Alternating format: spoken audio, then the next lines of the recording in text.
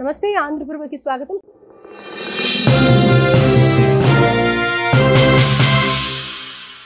ప్రస్తుతం మనతో పాటు డాక్టర్ రాఘవ సతీష్ శర్మ గారు ఉన్నారు. వారితో మాట్లాడదాం. నమస్కారం గురూజీ.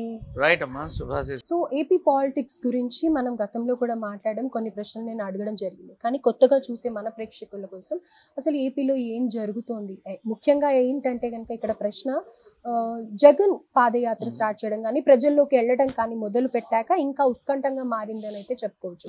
అయితే జగన్ పరిస్థితి ఏంటి ముందు ముందు? మొన్న ప్రెస్ మీట్ మాటలు కూడా చాలా తీవ్ర దుమారాన్ని లేపాయి అనుకోవచ్చు. అలాగే నిన్న తన వెహికల్ కింద ఒక మనిషి పట్టమే కావచ్చు. ఇలా ఏం జరుగుతోంది? నేను ఇక్కడ ఒక పార్టీకి సంబంధించిన మనిషిగా మాట్లాడట్లేదు. నాకు నిజం మాట్లాడటం అలవాటు. నన్ను ఎవడు తిట్టుకున్నా, ఎవడు ఏం మాట్లాడినా నేను అస్సలు లెక్క చేయను. కామెంట్ బాక్స్ నేను అసలు ఓపెనే చేయను. ఎందుకని? అందులో పొగడ్తలు ఉంటాయి, విమర్శలు ఉంటాయి, బూతులు ఉంటాయి, పచ్చిబూతులు ఉంటాయి, నీచ నికృష్టమైన దరిద్ర దౌర్భాగ్యపు పదాలు కూడా ఉంటాయి. పెట్టడానికి వాడికి ఓపుకుందేమో కానీ చూడడానికి నాకు టైం లేదు. అయితే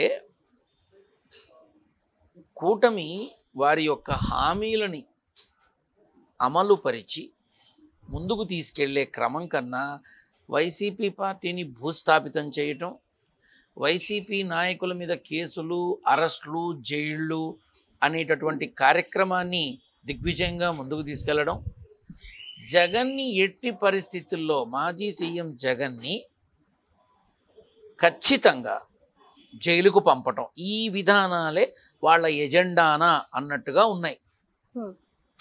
ఖచ్చితంగా అవే ఉన్నాయి, కనబడుతోంది కదా.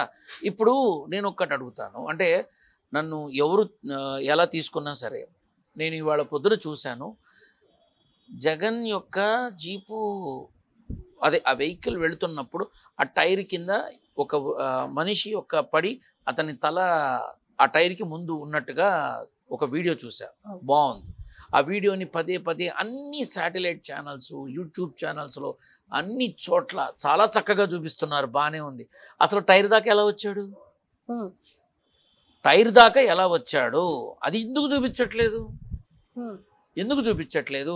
ఒకటి. రెండోది, ఆ వయస్సులో, ఆ స్థితిలో, ఆ శరీర స్థితిలో, అంటే చాలా బక్కపలసిన మనిషి అని నేను అర్థం చేసుకున్నా.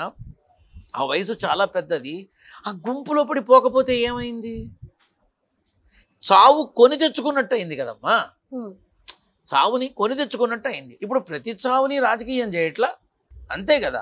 ఇప్పుడు నేనేం అడుగుతున్నా, జగన్కి ఉండాల్సినటువంటి సెక్యూరిటీ మొత్తం తీసేశారు. ఒక నామమాత్రపు భద్రత మాత్రం ఉంది. ఇప్పుడు మీరు అందరూ, నేను మీ మాధ్యమం ద్వారా నా అభిప్రాయాన్ని అడుగుతున్నా, ఆ మాజీ సీఎం ఆ స్థితిలో ఆ పర్యటన పెట్టినప్పుడు కొన్ని ఆంక్షలతో కూడిన అనుమతులు ఇస్తారు డిపార్ట్మెంట్ వారు. జనాలు ఆ రకంగా మాజీ సీఎం మీదకి వస్తున్నప్పుడు ఎందుకు అడ్డుకట్ట వేయలా? అలా అడ్డుకట్ట వేసుంటే ఇవాళ ఈ ఇబ్బంది వచ్చేది కాదు కదా. అంటే ప్రభుత్వం సరైన బందోబస్తు ఏర్పాటు చేయలేదు. ప్రభుత్వానికి ఇందులో పోలీసు డిపార్ట్మెంట్ వాళ్ళది వీసమెత్తు తప్పు ఉండదు. వాళ్ళు ఏ ప్రభుత్వమైనా వాళ్ళు చెప్పిందే వీళ్ళు చేస్తారు. వాళ్ళు చెప్పింది చేస్తారు తప్ప వీళ్ళు సొంతంగా ఏమైనా తీసుకుంటారా? తీసుకునే అవకాశం ఉందా? లేదు, ఛాన్సే లేదు. ప్రభుత్వ నిర్ణయాల్ని కట్టుబడి వాళ్ళు చేయాల్సిందే. ఆ క్రమంలో ప్రభుత్వం ఏం చెప్పాలి? ఒక మాజీ సీఎం వెళ్తున్నప్పుడు మీరు పూర్తి బందోబస్తును చేసుకోవాలని చెప్పాలి. ఇప్పుడు ఆ బండి కింద పడ్డది చూపిస్తున్నారు. అసలు ఎటు నుంచి వచ్చి పడ్డాడు, ఎలా పడ్డాడు? సొమ్మసిల్లి పడిపోయాడా, కళ్ళు తిరిగి పడిపోయాడా, తూలి పడిపోయాడా, ఎవరన్నా తోస్తే పడిపోయారా, లేదా ఎవరన్నా కావాలని తోసేశారా? ఉండొచ్చు కదా. ఎన్నో రకాల అనుమానాలు కళ్ళ ముందు ఉన్నప్పుడు ఆ అనుమానాల్ని నివృత్తి చేసుకోవాల్సిన బాధ్యత మనకే ఉంటుందమ్మా, మనకే ఉంటుంది. సడన్ గా నువ్వు బండి మీద, సడన్ గా ఒక బండి కింద మనిషి పడ్డాడు, ఈ బండి వెళ్ళింది, ఈ టైర్ అతను అసలు అక్కడ దాకా ఎలా వెళ్ళాడు? ఆ వీడియో లేదా? ఆ వీడియో లేదా వీళ్ళ దగ్గర? జగన్ తప్పకుండా జైలుకి వెళ్తాడని చెప్తారా మీరు? ఎందుకంటే తన పార్టీలో ఉన్న కొంతమంది కూడా ఇప్పుడు మా వైసీపీ పార్టీని ఎలాగైనా సరే కంప్లీట్గా కనుమరుగు కాకుండా చెయ్యాలి అనే ఆలోచనలు ఉండొచ్చు.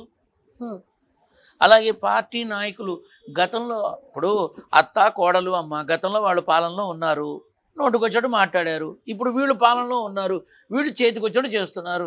రేపు ఎవరు ఉంటారు వీళ్ళకి తెలుసా? ఛాన్సే లేదు, ఛాన్సే లేదమ్మా. ఒకటి గుర్తుపెట్టుకోవాలి, ఇప్పుడు కూటమిలో జనసేన పేరు ఎందుకు ఎక్కువ వినిపించట్లా? ఎందుకు జనసేనకి టీడీపీకి గొడవలు అవుతున్నాయి? కళ్యాణ్ బాబు నియోజకవర్గమైనటువంటి పిఠాపురంలోనే అన్ని గొడవలు, అన్ని కొట్లాటలు, ఒక పసిబిడ్డ మీద అత్యాచారం ఇన్ని జరుగుతున్నాయి. ఎందుకు పట్టించుకోవట్లా ప్రభుత్వం? ఎందుకు ఫోకస్ చేయట్లా? ఎందుకు చేయట్లేదమ్మా? మొన్న మోడీ గారికి ఇచ్చేట లక్ష్మీనారసింహుడు, నాన్న లక్ష్మీనారసింహుడి ప్రతిమని కళ్యాణ్ బాబు మోడీ గారికి ఇస్తున్నప్పుడు చంద్రబాబు నాయుడు దాన్ని లాక్కొని ఇచ్చారు అని ఏదో ఏదో ఫోన్లో చూశాను నేను. అంటే ప్రతిదీ కూడా వాడుకుంటారా? ప్రతిదాన్ని తప్పుగానే చూస్తారా? ఇప్పుడు కొంతమంది మా నాయకుడు ఇస్తే మీకేమైంది కామెంట్స్లో, కామెంట్స్ అంటే అదే రీల్స్ ఏదో అంటారు కదా, మా నాయకుడు ఇస్తుంటే మా నాయకుడి చేతిలో నుంచి తీసి మరీ చంద్రబాబు నాయుడు గారు ఇవ్వాల్సిన అవసరం ఏంటి? కొంతమంది ప్రశ్నించారు. సో వాళ్ళలో వాళ్ళకి సరైన సయోధ్య లేదు, ఉంటే ఈ రకమైనటువంటి విధానాలు జరగవు. ఒక రకంగా చెప్పాలి అంటే కళ్యాణ్ బాబు ఒంటరి పోరాటమే చేస్తున్నాడు కూటమిలో ఉన్నప్పటికీ ఒంటరిగానే ప్రతిదీ చేస్తున్నాడు, తన బాధ్యత నిర్వహిస్తున్నాడు. నేను ఒక్కటే అడుగుతున్నా వీళ్ళని, ఇప్పుడు టైరు కింద పడ్డ వీడియో వచ్చినప్పుడు అసలు ఎలా పడ్డాడో వీడియో ఏది? వైసీపీ పార్టీని భూస్థాపితం చేయటమా, లేక వైసీపీ నాయకుల్ని పూర్తిగా జైలు పాలు చేయటమా, లేక జగన్ని తీసుకుపోయి జైల్లో పెట్టడమా?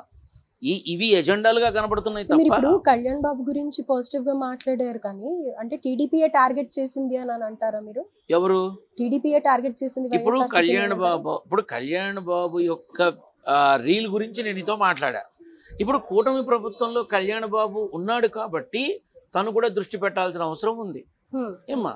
ఇప్పుడు నేను టీడీపీకి కొన్ని బాధ్యతలు ఉన్నాయి, ప్రభుత్వానికి కొన్ని బాధ్యతలు, కొన్ని లక్ష్యాలు, వాళ్ళు ఇచ్చిన హామీలు ఏవైతే ఉన్నాయో అవి నెరవేర్చేటటువంటి క్రమంలో వాళ్ళు చాలా చేయాలి. ఏం జరుగుతుంది రాష్ట్రంలో? ఈ గొడవలు ఏంటి, ఈ కొట్లాటలు ఏంటి, ఈ కేసులు ఏంటి, ఈ జైళ్ళు ఏంటి? ఎందుకు అంటే ఇన్ఫీరియారిటీయా, భయమా, దేనికి? ఎందుకు అంత ప్రాధాన్యత ఇస్తున్నారు వాళ్ళకి? మీరు మీ పథకాలు, మీ ప్రభుత్వంలో మీరు చేయాల్సిన కార్యక్రమాలు, వాటి మీద చక్కగా దృష్టి పెట్టి అటు పరిగెత్తించండి అన్ని. ఎంతసేపు వీడేం మాట్లాడాడు, వాడేమన్నాడు, వీడేం చేశాడు, వాడెలా ఉన్నాడు, వీడెలా ఉన్నాడు, ఇవే ఎక్కువ అవుతున్నాయి కదమ్మా. అంటే అధికారంలోకి వచ్చారు కాబట్టి తెంచేసేయాలి అన్నట్టుగా ఈ స్థితి ఇప్పుడు గెలిచిన తర్వాత ఈ స్థితి ఉంటుందని వైసీపీ నాయకులకి తెలియదా? జగన్కి తెలియదా? తెలుసు, వాళ్ళకి తెలుసు. ఒకానొక నాడు 23 అన్న మనిషికి ఇవాళ 11 మిగిలాయి అని మాట్లాడుతున్న వాళ్ళు ఉన్నారు. ఇవాళ 11 మిగిలాయి అని అన్నప్పుడు రేపు ఆ 11 పక్కన ఇంకో 0 రాదని గ్యారంటీ నువ్వు ఇవ్వగలవా? See no government is permanent in this country. ఎవడు కాదు. ఇప్పుడు రేపు జమిలీ ఎన్నికలు వస్తే మొత్తం అంతా కోలదోస్తారు. అప్పుడు పరిస్థితి ఏంటి? ఇప్పుడు నేను ఒకటి అడుగుతున్నా, ఆ ఘటనలో ఆ టైర్ కింద వీడిని చూపించారు. అదే టైంలో జగన్ మీద ఎవరన్నా హత్య ప్రయత్నం చేస్తే, ఎవరన్నా దాడి చేస్తే, వాడెవడో బండి మీద ఎక్కి ప్లకార్డులు పట్టుకున్నాడు, అదే ఇంకెవడన్నా ఏదన్నా పట్టుకుని జగన్ తల మీద ఒక్కటి కొడితే ఏమవుతుంది? అప్పుడు దాన్ని ఏ రకంగా చూస్తారు మీరు? అమ్మా, మీ మాధ్యమం ద్వారా నేను తెలియబరుస్తున్నా, జగన్ మన మాజీ ఆంధ్రప్రదేశ్ మాజీ సీఎం అయినటువంటి మన జగన్ కష్టకాలం చాలా తీవ్రంగా ఉంది, ఇబ్బంది సమయం చాలా తీవ్రంగా ఉంది. ముందు తన యొక్క విధానాన్ని, తన జీవితాన్ని చాలా జాగ్రత్తగా చూసుకోవాలి, చాలా జాగ్రత్తగా చూసుకోవాలి. ఇది నేను రేపు దాన్ని ఏమంటారు, ఇంకా రానున్న 2-3 నెలలు ఇంకా తీవ్రంగా ఉంటుంది. ఇప్పుడు మీరు చూసారో లేదో, ఆ వెహికల్ వెళుతున్నప్పుడు జగన్ మీద కనీసం ఒక 40-50 మంది మీదకు వచ్చేసారు. 2-3 బండి ఎక్కేసేసి ప్లకార్డులు పట్టుకున్నారు. వాళ్ళలో ఎవరన్నా ఏదన్నా ఆలోచనతో పూనుకొని జరగకూడని ఇన్సిడెంట్ జరిగితే అప్పుడు ఎవరు బాధ్యులు అవుతారు? ఇప్పుడు టైర్ కింద పడ్డం చూపించారు, బాగానే ఉంది, ఓకే డన్, వాళ్ళది తప్పు. అసలు ఎలా పడ్డాడు అది ఎందుకు చూపించరు? అంటే ఎవరన్నా తోశారా అందుకు చూపించట్లేదా? అసలు ఇప్పుడు నేను ఒకటే ఉద్దేశపూర్వకంగా చేశారేమో. ఇప్పుడు ఇది ఉద్దేశపూర్వకంగా అంటున్నప్పుడు అది కూడా ఉద్దేశపూర్వకంగా అవ్వచ్చుగా. ఇప్పుడు అతను పడటం చూపించారు, అసలు ఎలా పడ్డాడు అని అడుగుతున్నా నేను. ఇన్వెస్టిగేట్ చెయ్యండి. సొమ్మసిల్లి పడిపోయాడా, కళ్ళు తిరిగి పడిపోయాడా, నీరసంతో పడిపోయాడా, ఆ తోపులాటలో పడిపోయా, ఎవరన్నా తోస్తే పడ్డాడా? అది లేకుండా నువ్వు డైరెక్ట్గా బండి కింద చూపిస్తే మీడియా కవరేజ్ ఉండే ఉంటుంది, ఖచ్చితంగా ఉంటుంది. ఇప్పుడు టైర్ కింద వచ్చిన వీడియో ఎలా వచ్చిందో అవి కూడా వస్తాయిగా. మీరు ఎందుకు ఇన్వెస్టిగేట్ చేయట్లేదు? అసలు మాజీ సీఎం అంత పేరు ప్రఖ్యాతలు ఉన్నటువంటి వ్యక్తి, అతనికి ఇచ్చినటువంటి భద్రత ఏ రకంగా ఉంది? రేపు ఇలానే నెల్లూరు కాకాని గోవర్ధన్ రెడ్డిని కూడా పలవడానికి వెళ్తున్నట్ట. ఇలానే జనాలు మీద పడేప్పుడు తనకి ఏదన్నా జరగకూడదు, జరిగితే ఎవరు బాధ్యత వహిస్తారు? రైట్.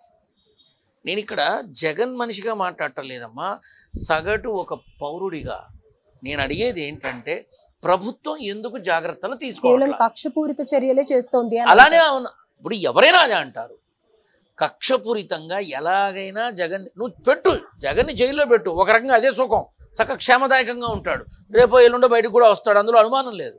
కానీ ఆ గుంపులో ఆ జనాల దాడిలో ఎవరన్నా ఏదన్నా చేస్తే ఎవరు రెస్పాన్సిబిలిటీ? ఇది నా మాట. అండ్ కూటమి ప్రభుత్వానికి నేను ఇచ్చేటటువంటి ఒక సలహా ఏమిటంటే, మీరు వైసీపీ వాళ్ళు చేసే దురాఘాతాలు, అక్రమాలు ఇవన్నిటినీ మేము వెలుగులోకి తెస్తాం, మేము బయట ప్రపంచాన్ని చూపిస్తాం, ఓకే గుడ్, బాగుంది.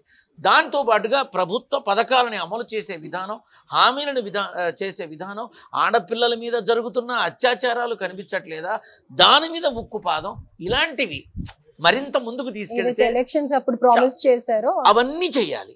వాటి మీద దృష్టి కన్నా వీటి మీదే ఎక్కువ అవుతుంది.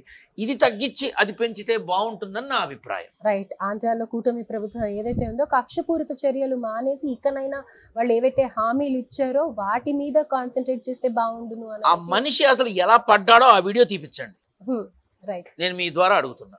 రైట్. సో రాఘవ్ సతీష్ శర్మ గారు ఈ విధంగా అడుగుతున్నారు. ధన్యవాదాలు. రైట్.